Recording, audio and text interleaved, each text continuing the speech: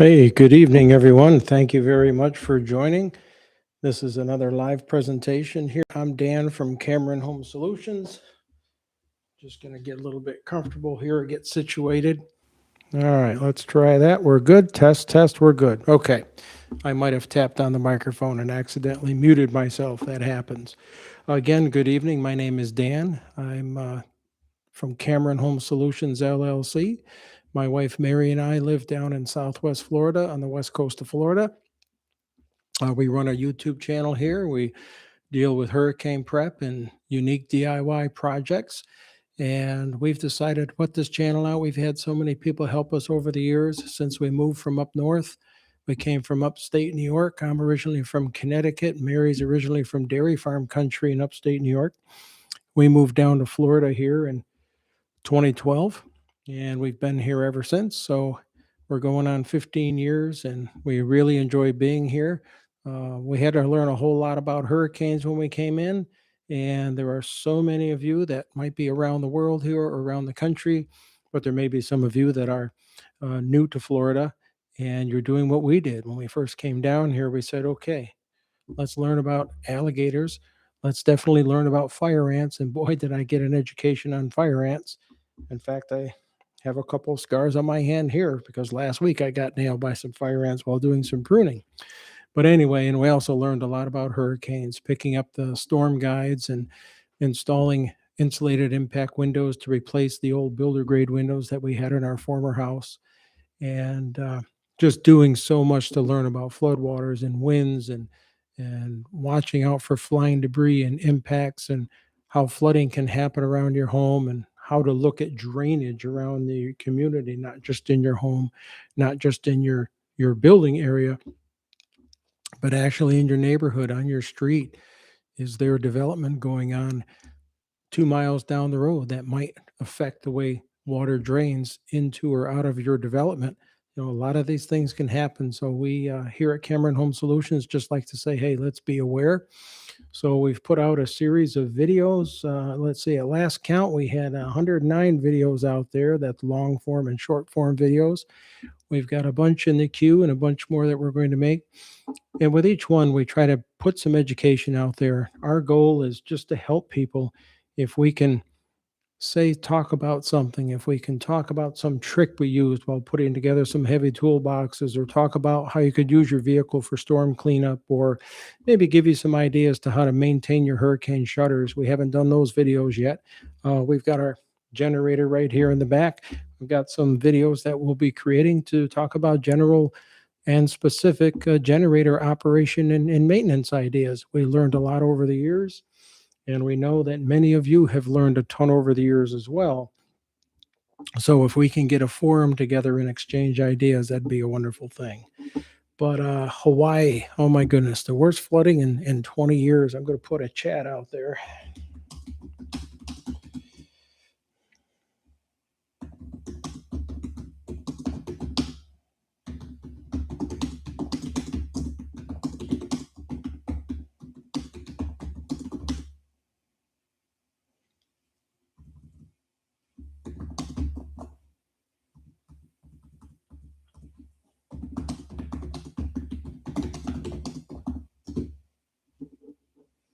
Have any of you ever dealt with flooding on a scale that Hawaii towns have been dealing with now, or I should say dealing with lately? The last major flood that Mary and I dealt with, or I should say the last major flooding that Mary and I dealt with, was in upstate New York. That was back in June of 2006. And we had people just 6 feet of water in the basements. We had cars flooded. I think 4 people were killed up there because of the waters. It was just an awful thing. It was just not cool. And waters can be such a dangerous thing. So unlike hurricanes, which is something that we concentrate on down here in Florida, hurricanes, tropical storms, we didn't have a lot of wind up there. It was just a lot of rain and just a lot of mess. Now, where we were located, we were very lucky because our property sat here and the water drained off this way and drained off this way. So it really worked out well for us, and we didn't suffer any flooding on the property. we had a few people around us that had a problem. We had a gorge down about a quarter mile behind our house, and this is where water would come down from the outflow of two dams that were north of us. And there was concern about one of the dams overtopping, so it's just an awful thing. And then that brings us right to what they're dealing with in Hawaii. I understand that the Dole Corporation apparently owns a dam in a small area, and there's concern. I think it's like 128 years old or something, and there's concern that the dam could fail. And apparently, there are Hawaiian officials who have been working to buy out the dam so that they could use funds and get it repaired and bring it up to snuff. Now, I don't know how long Dole has owned it. I don't know how long or if they've maintained it or what they do. But I understand that because of the rains, a council meeting of some sort that was to help decide the fate of acquiring the dam and the property was held off until the end of March. So maybe they'll make a decision then. And I don't purport to know about Hawaii's situation in its entirety. I read the news, look at a few channels, hear some things. But I just, again, thoughts and prayers for these people, for what they're going through. And when you say the worst flooding in 20 years, you're crossing generations at this point. You've got people who may never have dealt with winds and rains and the amount of water. And when you get ground like that and it gets saturated by rain, normally the rain would go away a little bit and then the ground would dry out, drain out, and would be able to absorb more water. But when you get the feet of rain that they have had over that time, the water has nowhere to go. So it starts running into basements, if there are any there. It starts running into streets, overtopping rivers and ripping up roads and drainage infrastructure. Just an awful thing. Anyway, our hearts are just out there. I don't even know what to say. So if any of you have dealt with that, if you're familiar with anybody or actually out in the Hawaii area, should love to have a chat here. If any of you have experienced heavy rains, and I think most of us have, I think rain is just something that's pretty normal for many parts of our country in the region where we live in here. And there are some arid regions where it isn't a huge issue, but Arizona can get flooded too. Nevada can have notorious flooding. So water is a force to be reckoned with, whether it's being blown in from a 120-mile-an-hour hurricane off the ocean and dumping from the sky, or whether it's runoff and you're down in a desert out in Arizona country, and all of a sudden this dried riverbed that you crossed an hour ago is a raging 3 or 4 foot torrent of muddy water and tumbleweeds and logs and trees. Boy, aren't you glad you didn't pitch your tent there? Water is a force to be reckoned with, that's for sure. So if anybody has any experiences with it and anything they'd want to share this evening, hey, go right ahead.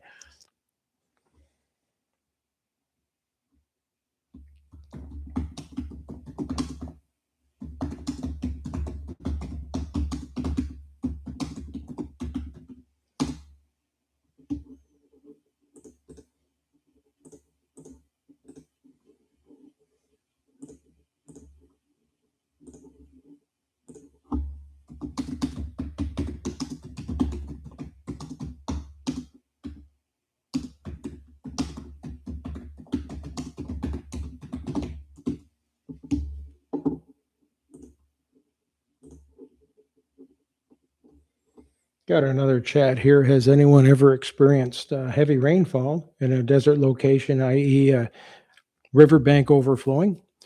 And that's something that I haven't dealt with before, but I'm sure maybe some of you have. And again, if you have some experiences, hey, feel free to reach out here and feel free to talk about it. Apparently, this is a periodic weather event for Hawaii. And when I think about the rains that we've dealt with down in Florida, back in 2017, we had, Hurricane Harvey that was downgraded to Harvey, hit Texas, the Texas East Coast, and then ran across, Texas only has an East Coast, really. You don't have anything out west. Texas has that East Coast rain that caused so much damage. And then the storm came over our way, and we had a big infrastructure project we were working on in the community where Mary and I lived prior to living where we do now. And the storm ripped up all kinds of stuff. We had, if I remember right, something like 17 or 15 or 17 inches of rain. our lakes filled right up. I mean, it was a crazy thing. People were outside. We had 18 catch basins on the main road in our community. So we had crews out there. We were all working, and I was on the board at the time. I'd been on the board there for nearly every minute that I'd lived there, and a wonderful community and great people. I still visit it to this day.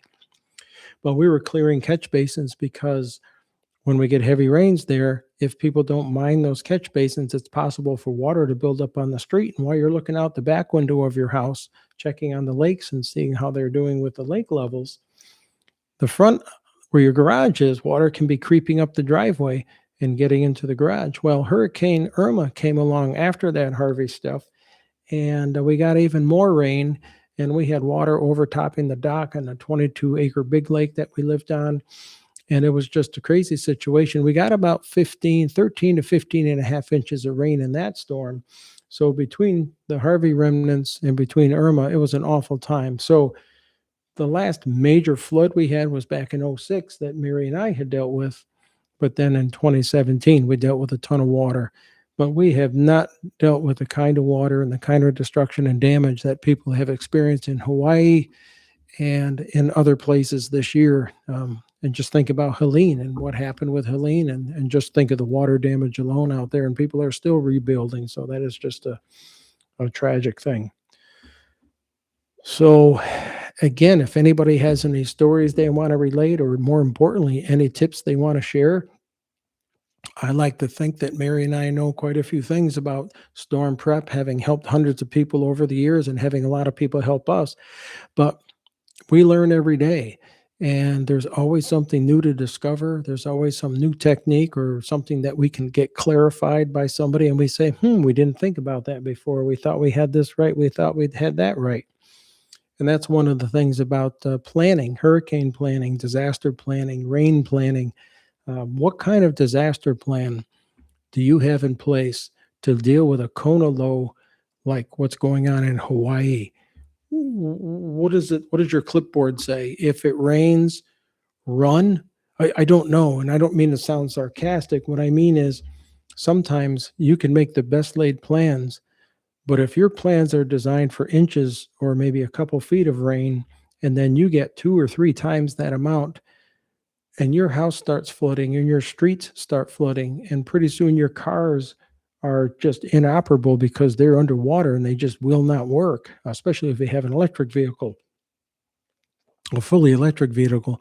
That must be an awful thing for people, and it just kind of throws your plans out of the water. I've got our personal disaster plan right here. We keep it in a binder. It's about a 1-inch binder, and it's just chock full of stuff. And we talk about flooding and how we would prepare, and we do the different things with food and electricity and generators, this and that. And I look right here. We've got this machine that we can roll outside if we need it. We certainly don't run it in here. We can take it out of the garage where I'm at, and we can level it up, and we can run it for quite a good time with the base tank it has on it. But if we're under 3 feet of water, we're not going to be firing up this generator anytime soon, because our concern would be that water would get in the fuel. And if water gets in the fuel, this thing just became a giant paperweight. So it's no good to us. So when you look at some of the issues that people in locations like the towns in Hawaii are facing, you can plan for a whole bunch of things. But it is possible that you could just get overrun with the destruction of Mother Nature, and it just throws your plans out the window. But I will say this: if you have a plan, if you've gone through and thought of scenarios, if you've gotten ideas of what to do and where you could evacuate to, or when you could go and where you could go, then you're head and shoulders above so many people who just wing it every day and then find themselves at a total loss if an event like this comes along and they have no extra provisions. They don't think about heading up in the hills, or if they do think about heading up in the hills, maybe they decide not to because there could be some mudslides and that sort of thing that totally screw up that idea. So it's always great to have a plan, but sometimes even the best plans won't work. But at least if you have a plan and you're thinking about it, I think, at least I find in our experience, we've always been better off in any situation, even though our plans would get totally messed up. And as I just showed you, our personal disaster plan binder here. We've made a lot of plans and a lot of contingencies for a lot of situations, but we didn't plan for everything. And we had mistakes that we made along the way. I mean, silly mistakes. We'll get into that. My name is Dan. I want to welcome you here this evening. I'm doing another live presentation. I'm with Cameron Home Solutions LLC. My wife, Mary, and I are out there. We're putting together a hurricane prep channel. We're really starting to gain some momentum now. We've got 109 videos out there, and just tonight, we just surpassed 109 subscribers. So for everybody that's subscribed, thank you so much. And I want to give a special shout out to Mr. Joseph, who subscribed this evening. He had a comment regarding one of the recent videos we did, and it was very helpful, and I appreciated it. And he mentioned that he subscribed. So, Mr. Joseph, thank you so much for that. I appreciate that. The idea is we want to build views, we want to build a channel, yes, but we don't want to do it for the wrong reasons. We want to put it out there. We want to help people. We want to offer information. Again, we've had so many people help my wife and I over the years. Hey, I grew up on welfare and food stamps. You know, I know what government cheese tastes like, and I know what powdered milk tastes like. And I remember what it was in my early 20s when I opened up a cabinet door one day and I had a can of peas, and that's all I had. And I hustled out there and got some work, and that was the last time that's all I had. But, you know, I'm grateful for those times because I learned so much and I learned to be self-reliant. Our family fell on some hard times, but we got out of it. And it just, I never thought that it would provide me with the backbone and the skill set that Mary and I have today, because she came from a farming family, and it was not the most well-to-do family, and there was a bit of a struggle. But every member of that family is now successful. They've done very well for themselves. They've got wonderful families. And I'm actually proud of my past. And if any of you are in that situation, or ever find yourself in the situation or have been, hold your head up high, because during those challenging times, you can learn more about yourself and more about others. And there is a lot of good out there in the world, and it may not seem it, but you'll get through. I went through a heck of a journey, and so did my wife. And then we eventually met together, and things have been not always great, but we're going together and going on 30 years of marriage here next year. So it's just a wonderful thing. Personally, I don't know how she puts up with me, but I think that's why I'm out here in the garage doing this, I guess. All right, that's a bad joke. Hey, speaking of garage, one of the videos we did 12 days ago, we just installed a Cat 6 internet here in the garage. We had wireless internet out here in the garage. Our signal would drop. We would have things stutter. We would go through the hesitation and the buffering that you guys, I'm sure, are familiar with. And finally, we said enough. So one Friday night, was it 2 weeks ago? Yeah, 12 days, almost 2 weeks ago. I said, honey, let's do this. So we went upstairs. We've got a roll of 1,000 feet of Cat 6 cable up there for various jobs. And we dropped that cable down into our laundry room, and we dropped the other end down here in the garage, did the usual fishing and hunting and all. And we shot a video on it, and we've got some highlights out there, and that's been gaining hundreds of views, which is really nice. And hopefully it helps people. But it almost doubled our internet capacity out here. And I'm just amazed. So I'm glad that we're able to dial in and do these live presentations over a wired internet feed. I know a lot of people out there proclaim wireless to be the thing, cut the cable and cut the cord and just go wireless. But I've always found that the more pro setup has always been running a Cat 5 or a Cat 6 cable, these days Cat 6, and getting yourself set up. So I'm very happy we were able to do it. It gives us a better signal, a better connection, and we can actually better connect with you guys. So that is just absolutely terrific. And the nice thing about that is I can take the time and talk about concepts out here in a video format and use the internet as I need to, as a resource or for doing uploading, etc. So it expands our capacity. So it's a simple thing. Hey, well, maybe not simple. It's simple, but not easy. Yeah, you've got to sweat and do some work. And when you're in an attic in Florida doing this sort of thing, it gets a little warm. So you try to do your thing early in the morning before it gets too hot up there. But anyway, getting back to it, it's more empowering for us. It allows us more flexibility. We've got a nice connection up on the wall. We can work anywhere around the garage here. If we want to extend out and put a tent out in the driveway, all we have to do is make up a data cable, put some RJ45 connectors on that, and have full connectivity with the laptops we have, and it's just makes it wonderful. As for in hurricane planning sense, where we live now in this community, when Hurricane Ian came through in 2022, there were 140-mile-an-hour winds racing over this place. It was absolutely crazy. We weren't here though. We were still 24 miles south in the fourth community where we moved to when we built this new home here. But people still had power in this community, and people still had internet. In fact, it was one of the few places in Southwest Florida that had power and had internet.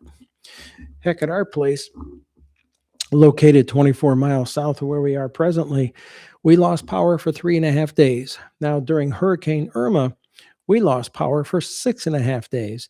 And we didn't have this diesel generator back then. We had another diesel, and then we had since purchased another, and then we had this one custom built, and it came 5 days before Hurricane Ian did in 2022. Well, we used it for that 3.5 days, and we've used it since. And it's been a wonderful thing to have. Now, I would say we went through a very good improvement when you look at 6.5 days without power in 2017 and only 3.5 with Ian. But again, every hurricane's different.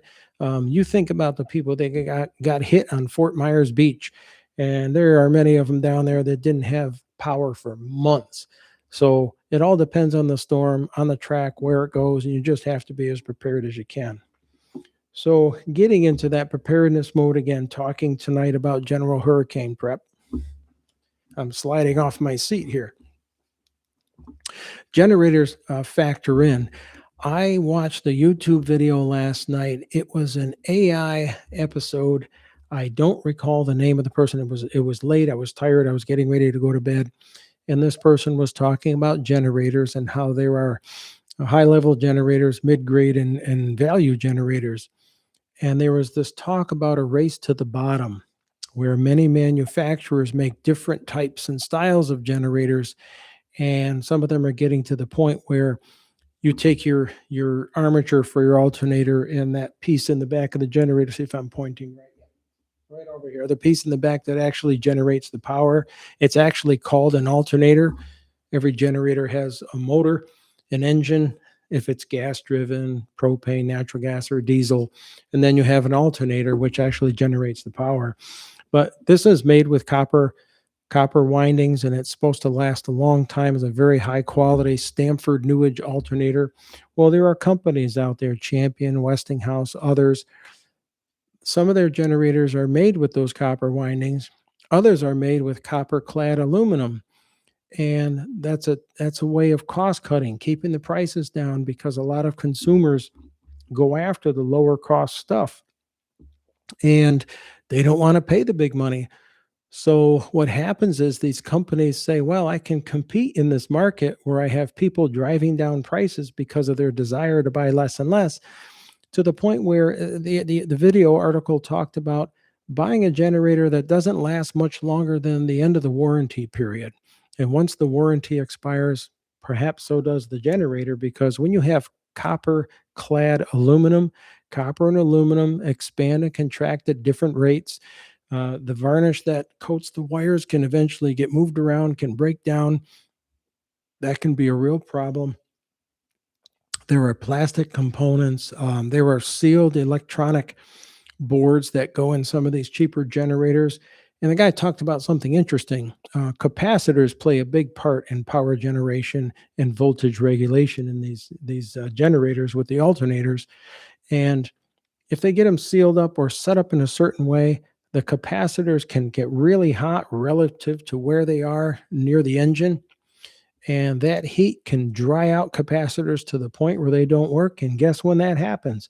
Generally just after the warranty period. So it's not a broad brush view of the generator industry as a whole, but you really have to do your homework if you're going to buy a generator. The article talked about total harmonic distortion, which is basically a measure of how clean or how dirty your electric power is. This particular generator runs with a THD, total harmonic distortion, THD of 3 to 4%. FPL, that's Florida Power and Light, our electric utility, generally runs at 4% total harmonic distortion.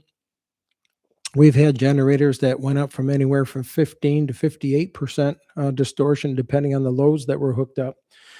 So that's why we upgraded as we learn more about the business. So that's one of the things you want to look at. If you can get machines with a total harmonic distortion, generally of 5% or less, then you should be in good shape. And that means you've got clean power to run sensitive electronics. And what does that mean? Well, most everything we have today contains sensitive electronics. This microphone I'm talking into, the mouse here that I'm holding, there are a minor amount of electronics in this generator. This is built very simply here, this diesel machine behind us, but the laptop I'm looking at, just full of electronics. And generally, as I understand it, if you have dirty power, you're causing heat in your electronic components, your washing machines, your ranges, your refrigerators, your AC units, and circuit boards don't like heat. And if they can't shed enough heat, you can degrade the boards. So the cleaner the power, the better. That's where we can come in and talk about inverter generators, where inverter generators take a DC current and they convert it to a very clean AC power. I don't know all the mechanics. I do not purport to be an engineer on this. But you go from AC, switch to DC, converts to AC, and it results in a very clean power. You've got machines out there that are variable speed. So depending on the load you put on the generator, you're looking at fuel savings. You're looking at not taxing the machine. If it's not running so much, it ramps down and it'll ramp up, but still keep 120 volts or whatever running through, still keep the 60 hertz power cycle, which is so important that you have your electricity wave running at 60 cycles per second to keep everything in tune. Anyway, we're getting way off into the weeds on that. But it was an interesting article because consumers, in their demand for lower priced products, are driving the prices down, driving the quality down with it, because so many of these companies have realized, well, I can go out there and offer the consumer what they want, but then they do these subtle changes and they make quality differences and quality changes to the components. You look now, back in 2012, we bought a washing machine from our local appliance vendor when we were in upstate, up north, up there in upstate New York. And a gentleman, and he and his wife told us, hey, they run a small business. He said, there's planned obsolescence in these machines now. Whether you buy a $300 washing machine or a $3,000 washing machine, it's probably going to last you 10 years. And because they're designed to only last 10 years. And we've seen that with many, you might remember the Samsung fridge debacle. So many other components, they go to a certain point, boom, that's it. Well, it turned out that washer we had, it lasted about, I want to say about 13 years or so. And then we started having circuit board problems. And now we own a different washer. But they didn't last the 25 and 30 years like the old days. So things are different. And you see that in the generator world. There is concern that people that buy these whole house Generac generators, there is some concern in the industry for people that use these that perhaps when they need service down the road, parts aren't going to be available. The aluminum engine blocks aren't going to hold up. Again, I can't talk about all the factors of Generac. I don't own a Generac. I help people service them, and I do different things for some of our customers. But we've only operated diesel generators our whole time, and that doesn't mean there can't be a bad diesel out there. But that's, people are Generac selling thousands and thousands of generators out there. And a lot of people, it's interesting, regardless of whether you have a whole house generator, a portable generator. We've got a standby generator here. This is 10,000 watts. And it's actually a standby generator. It's actually a whole house generator. And it was designed by a yacht manufacturer. This is the kind of thing that's used on nice ships and nice yachts. So we got it. We had them custom build a base tank for it, and we put it up on wheels so we can roll it, we can move it, we can lock it down, set up the cameras, arm ourselves, and have power and take care of our house. But I'm getting a little off track here. I got to get back to where I was. The idea with the generators is if you're buying a generator, I hear so many people talk about cheap, cheap, cheap. Hey, look, I saved $1,500. I got this $800 on sale. I bought this firm and da da da da. You have to remember, you might have a two, three, eight, $900,000 house filled with hundreds of thousands of dollars of antiques and electronics and sensitive components. Do you want to risk your house, risk your air conditioners, risk your laptops and your toasters and everything else because you wanted to buy a $1,300 generator? You might be better to spend 10 times that and get something that'll last a good long time, that's built with quality components, and that'll do the job what it needs to and not worry about it breaking down shortly after the warranty's over. And that's something that we'll touch on here and there because that's the philosophy that my wife and I have. Again, my name is Dan. Mary and I run Cameron Home Solutions LLC, and we do business with our customers here in Southwest Florida. We started a YouTube channel. Well, actually, we've had the YouTube channel since 2014, so that was 10 years ago. And we haven't used it generally until here last time, about 9 months ago, 9 months ago, we started posting videos. We run a hurricane prep channel. We run unique DIY projects, and our whole goal is to help people prepare, have an emergency mindset, an emergency preparedness mindset. So we go out there, we've got a number of videos out there, we've got a bunch of subscribers, and I want to thank all 109 of you now, and I haven't checked, maybe there might be more, but it's just a great feeling to connect with people and to have conversations with people, and it's just a wonderful thing to be able to contribute and have somebody say to us, hey, I didn't know about that. Thank you for sharing that with me. Or I could read a comment and have something given to me, some education. So it's just a wonderful thing. And we just finished up a conversation just talking about generators and touching on the fact that the main point is, and I do ramble, that's what I tend to do. So feel free to interrupt me with a like. You can interrupt me with a comment, a nice comment. We do constructive criticism and constructive advice here on the channel, obviously. But you can go ahead and interrupt me and bring a thought in. We can change direction if you'd like. But generators can be a wonderful thing, but like anything else, it might be best for so many of us not to join that race to the bottom. The cheapest isn't always the best. Just like the cheapest bids in a project may not always be the best for the community or for the municipality or whatever, Mary and I find in our lives, generally we get what we pay for. So we try to buy the best that we can afford. We try not to buy anything more than we need. And we've stuck with that for many years, and it's been very successful. If you have any changes or any difference in the way you've done things, hey, feel free to bring it up. But let's go out here with a chat and see regarding generators. Again, I want to thank you if you're listening in this evening. And this is going to be archived. When we turn this live off here a little after 10 o'clock, it becomes a video. Once YouTube is done processing it, you can pull it up like any other video. You can listen to it. You can jump around. You can like. You can subscribe. You can do the different things. Feel free to offer the comments. We see the comments, and we'd love to interact with you. I find that we'll listen to these live presentations when we get time. We're looking to see how was the lighting, how did we sound, how's the microphone and camera working.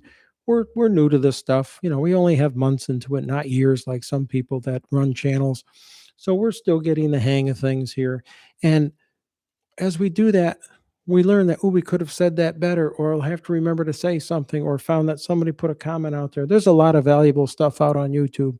There's a lot of valuable stuff out there in social media. We're not big fans of social media personally because there's also a lot of negative to it as well. But we prefer to focus on the positive. And when you come to our channel, that's what we're working on here. I'm just checking to see you got a battery status flash. The battery's charged up to 100%, so that's good. I periodically unplug the laptop and let it run off the battery and get it to run down a bit, and then I'll jump it back up. So if you're out there and you're doing your thing, we offer positivity, we offer growth on our channel, And we've learned so much from you guys, and we hope you're learning a lot from us. So thank you very much for your participation.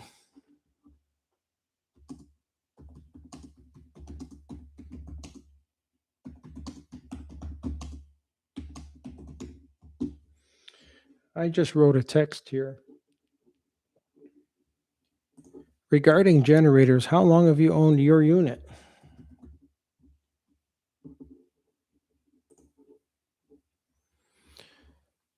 We bought a diesel generator, I want to say in August or September of 1998.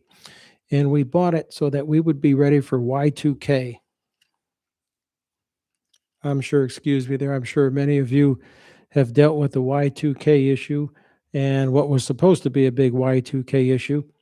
And it turned out to be nothing more for us anyway than just a chance to spend a few $1,000 on a nice generator, which we then kept for about 24 years.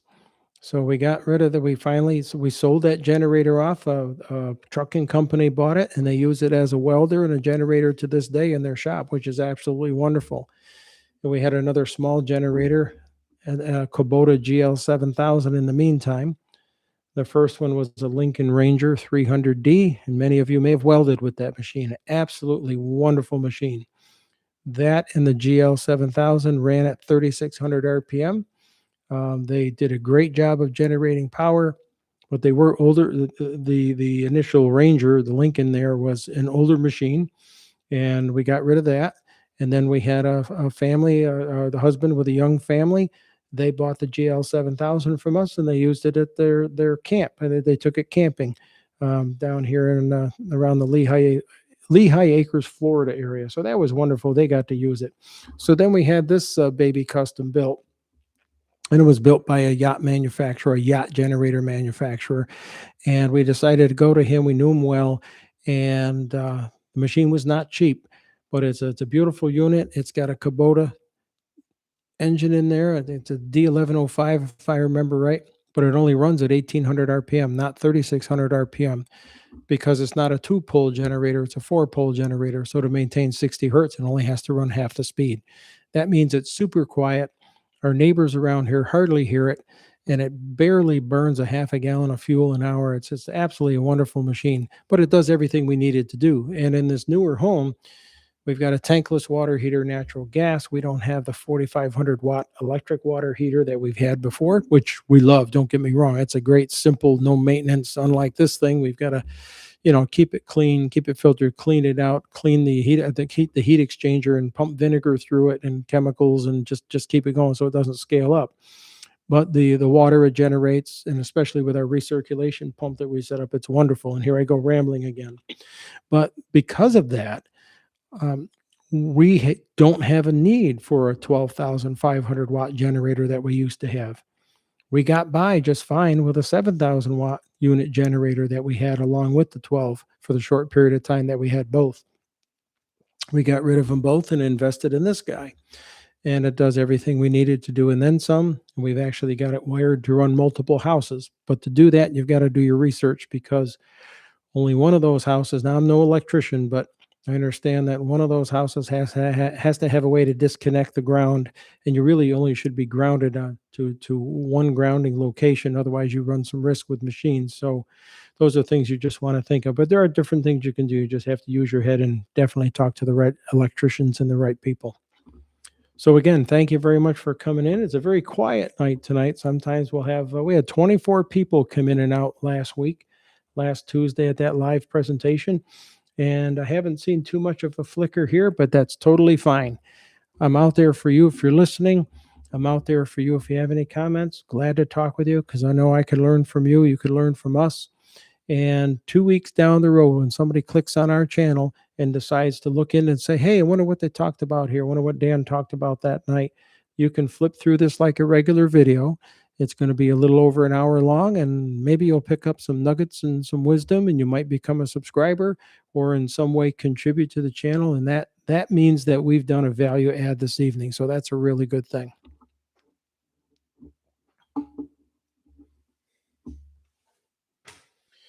I'm going to do a quick check of the news here to see if there's anything of note.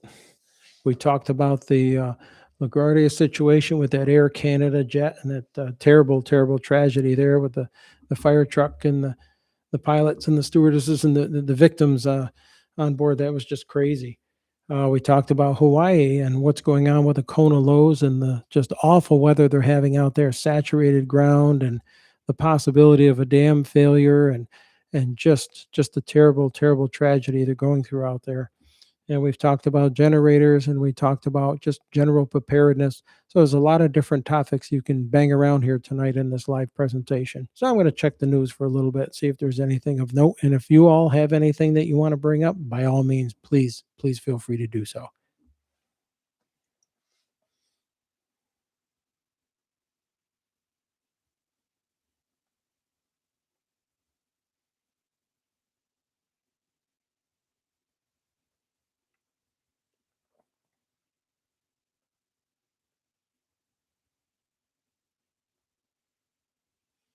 I'll pop up the Weather Channel real quick, see what's going on out there.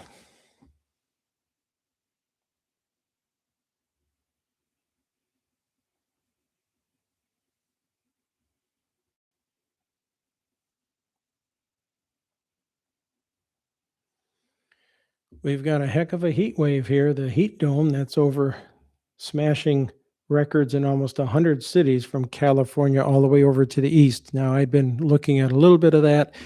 We do follow great weatherman. Just got his degree last year. He's got a heck of a following. Lived up north. He lived down in Texas. That's Max Velocity. He's got a great channel.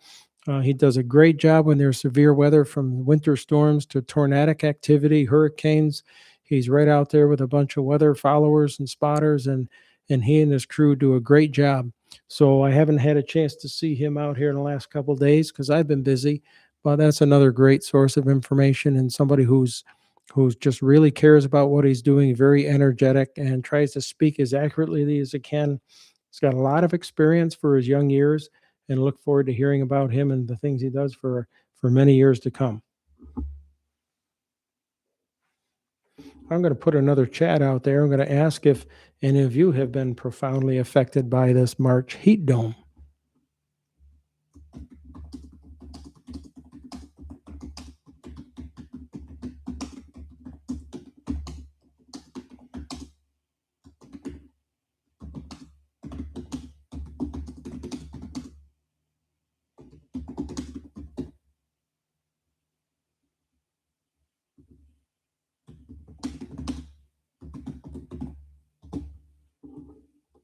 Have any of you been profoundly affected by this March heat dome that is moving across the country?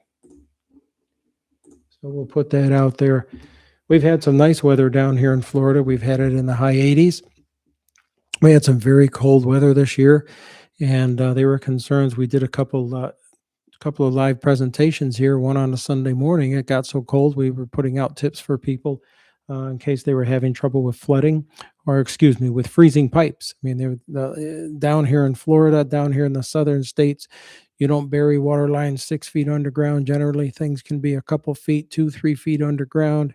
You generally have external water lines. You've got backflow preventers that you may see sticking up, those kind of bracket structures that sit out there, and they carry backflow regulators and valves and that sort of thing. Well, they're prone to freezing. Irrigation water lines don't go very far underground. So there were some people that had some real troubles. We did not have the issue down here, although even on our street, we didn't, because we knew the weather wasn't going to get that bad. But we had people taking pool noodles and insulating pipe and just insulating their pool tubing and piping, their irrigation supplies and lines, and also the potable water that would come into the house. Usually you have a line coming from the lateral that comes right up to your house, goes up the side of the building and in, and there's a gate, or there's a ball valve there. So they insulated that sort of thing. But we're not going through that now. Now it's pretty warm. So we've had some very, very nice weather, almost enviable weather. We lived up north. I was born and raised up north, and so was Mary. But we do enjoy our Florida heat. We do enjoy our pleasant Florida weather, although sometimes the winds blow a little crazy and the wind gets a little crazy. Overall, we just love being here, and we're sure a lot of you who live here or elsewhere, wherever you live, enjoy where you live as well.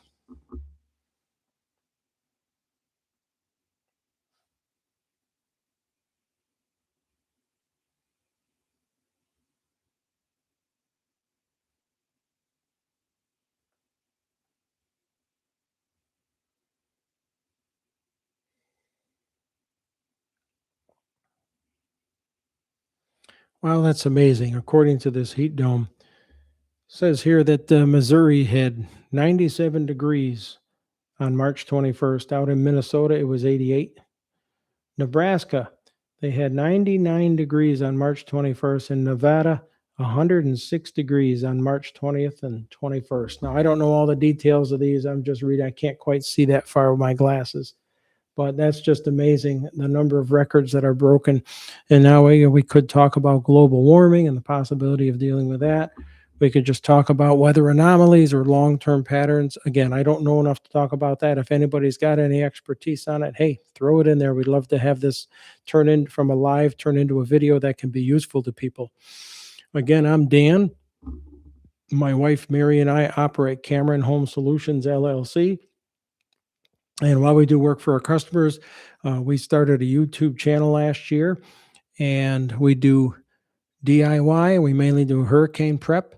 We've got a couple books. We got a third one on the way. They're available on down there at Amazon. Real Life Hurricane Prep is one, and you'll see that talked about here in our channel regularly, because we've basically taken that book and we are working on turning that into a series of videos so that a person could buy the book, read the book, and also pick up on topics because of the in-depth videos that we're doing.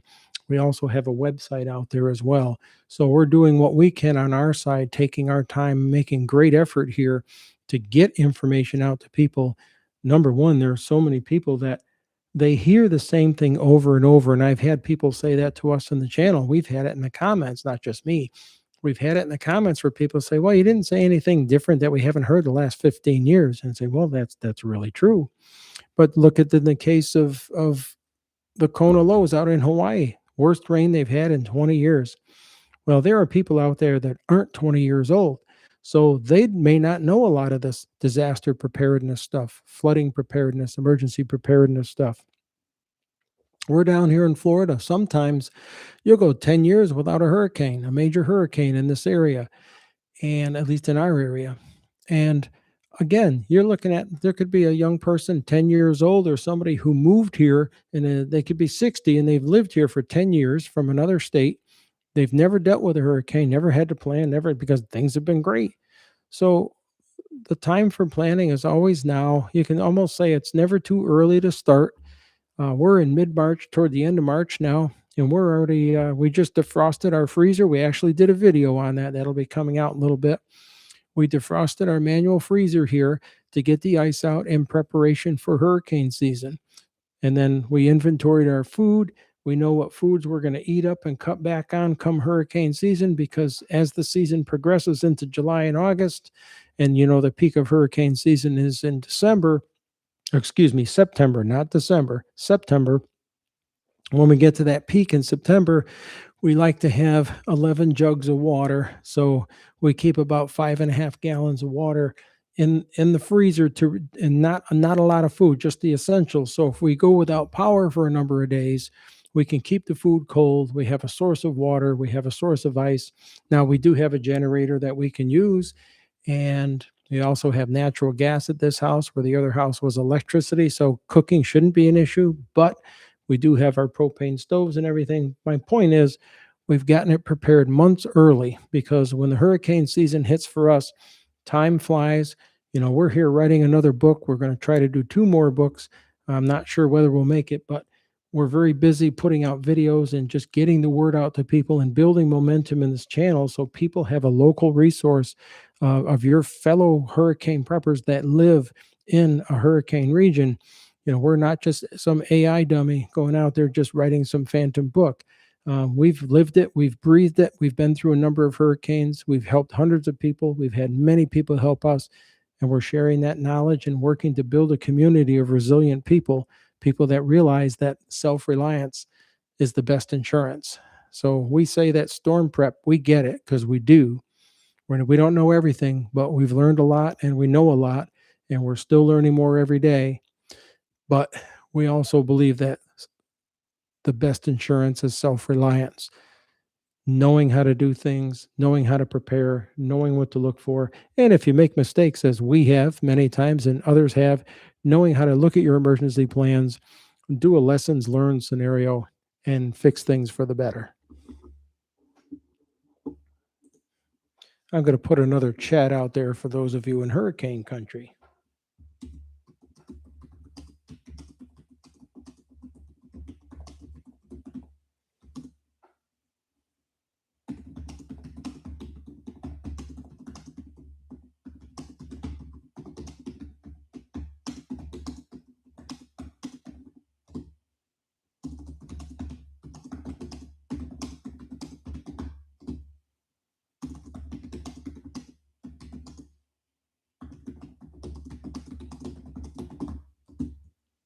All right.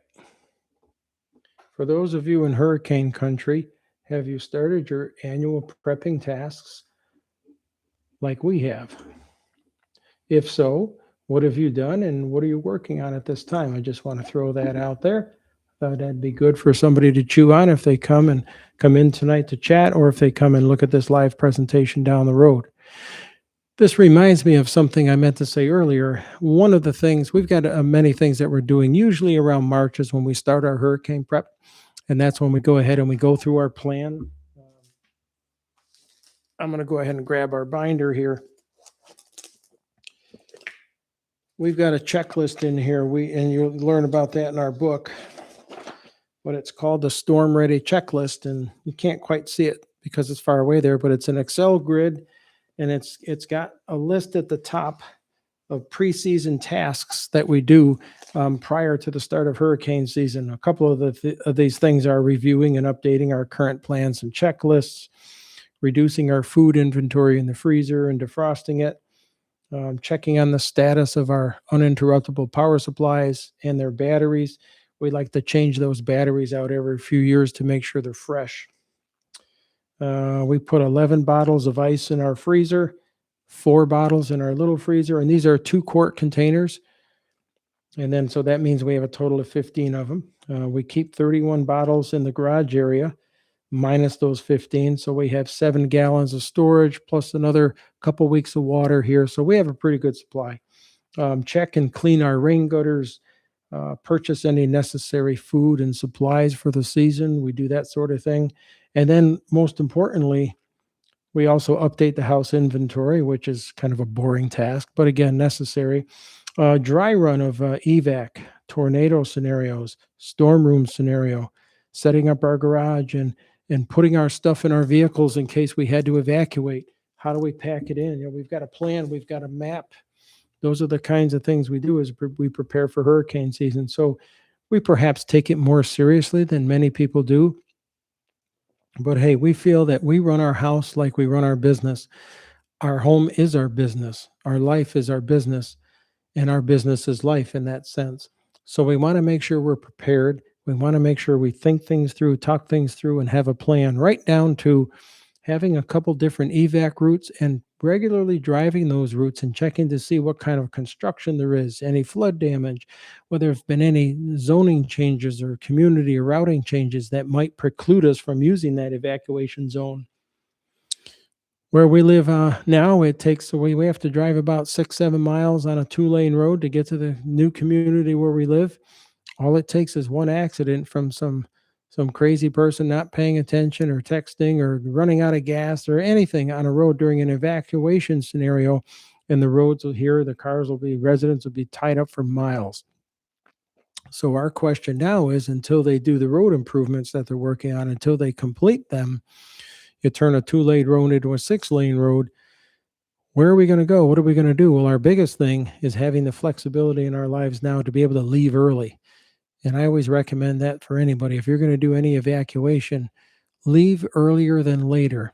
It's better that you took off and maybe spent a few $100 at a hotel 20 miles down the road. That's another thing we'll get into another time. When you evacuate, especially in a hurricane zone, many times you only have to go a series of miles to get away from a storm. You don't always have to drive 300, 400, 500 miles. But it would be better if you took off, whether it be 20 miles or 200 miles, spent 5 days away, spend some money, ate some hotel food, restaurant food in a hotel at somewhere where they still had power, and come back and find your house is fine, rather than deciding not to leave, getting stuck in traffic. And there are people that have gone through hurricanes in lines of traffic on the highway. I mean, that is not a place you want to be. when a storm comes through. Being on a bridge overpass or near a swamp or something, I don't never want to spend that kind of time in a vehicle. So I always advocate, Mary and I always advocate leaving early if you can. Not everybody can do that, but you can. Hey, just something to think about. May 9th, the city of Fort Myers is going to host its Hurricane Preparedness Expo down at the Calusa building down there. I can't even remember the name of it. I'm going to call it the Calusa Center. I remember it had another name. And so down there at the Calusa building, May 9th, that's a Saturday, May 9th, from I believe it's 11 o'clock. I want to say 11 to 3. It might be 10 to 3. A bunch of vendors and businesses and organizations are going to be down there. The Fort Myers Emergency Services Director, she invited us down this year. We did an employee expo down at the Fort Myers Collaboratory last year, and we helped a lot of people, shared a lot of information, learned a lot. So we're going to be down there. Come on down, check us out. And this is Dan. I'm from Cameron Home Solutions LLC with my wife, Mary. And we run a hurricane prep channel that's growing really nicely here on YouTube. And we also do unique DIY projects. We've helped hundreds of people with storm prep over the years in our former community. And we've had a lot of people help us over the years. And we put this channel together to put out the mechanical skills and just information on how you could possibly use your trailer hitch to help with storm cleanup if you have it on your vehicle, and advocate why perhaps every vehicle you have should have some sort of trailer hitch or lifting and hitch device. And in fact, you'll find in our YouTube channels, most every one of your vehicles has the capability to lift and pull something, because a car is a whole lot stronger than you are and a lot stronger than I am, that's for sure. So we put this stuff out there. We're going to be down at the Calusa Center down May 9th. That'll be a Saturday from approximately 11 to 3. And you're welcome to come on down, come over to the table, say hello.